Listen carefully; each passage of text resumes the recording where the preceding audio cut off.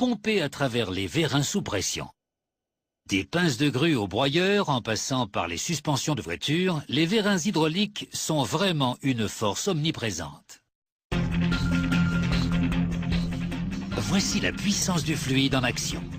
Le fluide pressurisé pompé dans les vérins fait tout le travail.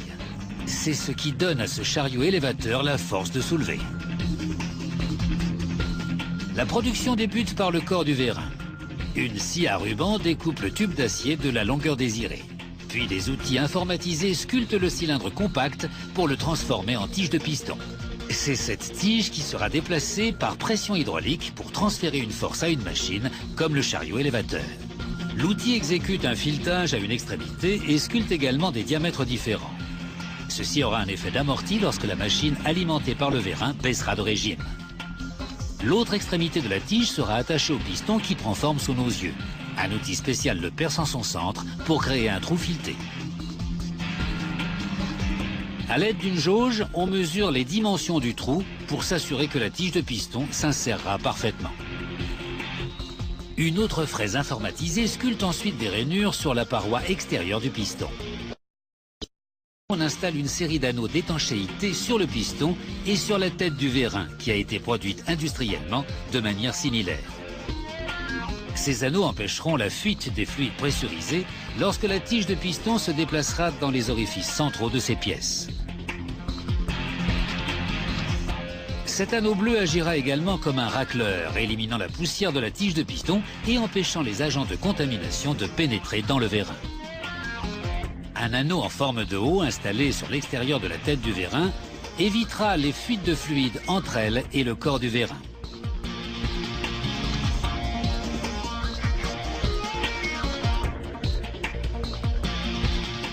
Une fois les anneaux d'étanchéité installés, on lubrifie l'entrée de la tête du vérin. Cette opération permet une installation facile de la pièce à l'extrémité de la tige de piston. On fait ensuite glisser le piston sur l'autre extrémité de la tige et on le fixe à l'aide d'un écrou. On serre l'écrou sur la tige à l'aide d'une clé à choc. La production se poursuit avec le corps du vérin. Un robot soude un bouchon dessus.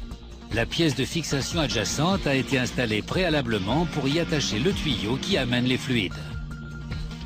On serre le corps du vérin pour le stabiliser. On lubrifie l'extrémité ouverte filetée afin d'y glisser plus facilement un manchon en métal pour que les anneaux d'étanchéité, élément essentiel, restent intacts lorsqu'on insère l'ensemble de la tige de piston dans le corps. Lorsque le piston est bien entré dans le corps, on retire le manchon. On pousse ensuite la tige au fond du corps et on visse la tête du vérin à la lèvre filetée. À l'aide d'une clé, on serre le montage jusqu'au couple souhaité. On applique un adhésif sur une vis. On insère ensuite la vis dans la tête du vérin. L'adhésif gonfle en séchant, ce qui maintient la vis en place.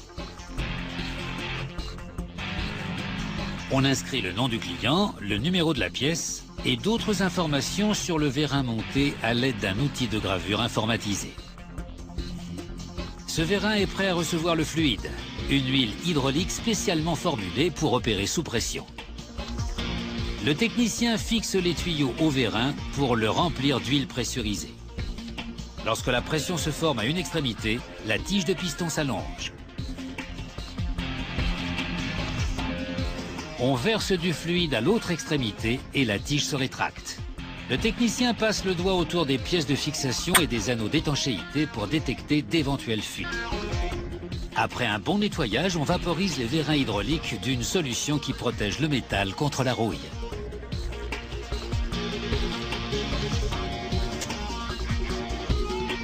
Ces vérins hydrauliques sont désormais prêts à quitter l'usine.